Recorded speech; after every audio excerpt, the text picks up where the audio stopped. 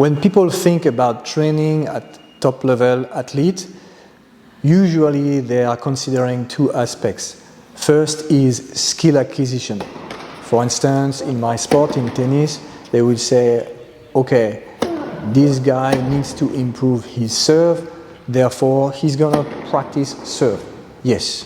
Then we can talk about how this is for another discussion. Secondly, they would think, okay, he needs to improve his fitness, his physical capacities, for instance, some endurance, therefore he's gonna do some form of interval training.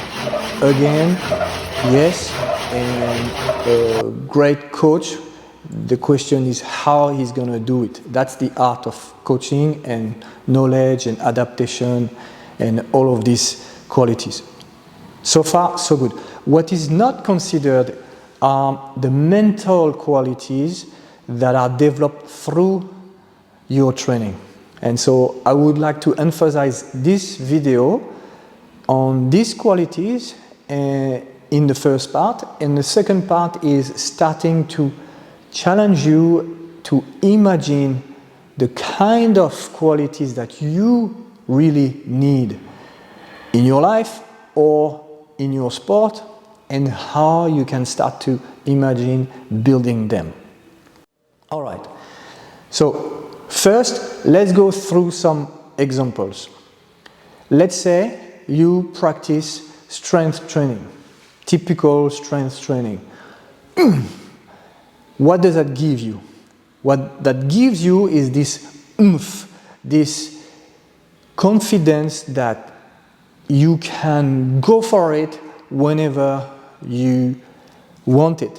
So this oomph is, in mental quality in my mind, is a kind of reserve, a kind of confidence that yes, if things go wrong, bam, I can be explosive, I can go for it. So that's a mental quality. Second example, when you develop flexibility, so your ability to go far in your movement, you are not only developing this physical flexibility, you develop also an ability to move through space, more space, to open yourself, and therefore there is a start of adaptation and ease that is going from your body to the specific movements that you might do and need in your sport. Third example, balance. Balance is often neglected, though it's crucial for top level athletes. For instance, Yannick Sinner, which is one of the two best guys in tennis in the world, comes from the world of skiing, and you can see when he's on the court, he's really screwed fully before every shot, and because he has this balance, this strong balance, then he can hit as hard as he can, as he wants, and the ball is still controlled. So this balance that you build some qualities of control, of self-reliance on myself, on yourself. So that's three examples. I'm sure we can find others. Now, let's talk about you. What kind of quality that you really want to develop in your sport or in your life? Because let's face it, life is stressful and your sport is stressful. So what kind of qualities that you really want to have at that moment? So maybe you need some calmness. All right, so what do we know about training for calmness? Maybe there is a form of breathing to bring a basis of calmness in yourself. So this is one example.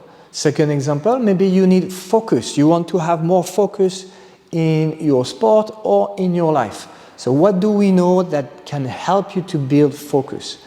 For instance, practicing handstand, hand balancing. You need focus. You need a certain amount of concentration and awareness in order to build this quality. Of course, you need also some strength, but most important is this ability to go for it and feel and be present here. Another example would be juggling. In juggling, you will develop some form of focus. You will develop central vision and you will develop peripheral vision. You will develop agility and you will develop endurance, mental endurance. So that's an example, another example that you can take from it. A third example would be to be responsive, again, in your sport or in your life, meaning some form of stress coming to you, positive or negative, and you're able to respond. So if you only practice, if you only do a form of training that is always the same, like for instance some squat or bench press or typical form of training like linear thing, you don't develop this. You develop these qualities by having interactions. So again, you can think of balls coming to you and reflexes and some form of balances. Something to play, or sparring in boxing. Even though it's not my sport, you can imagine that you develop an ability to respond to different situations.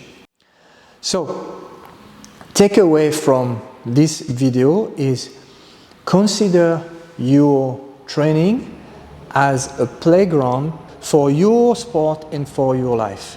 What kind of training you really need in order to become the best version of yourself.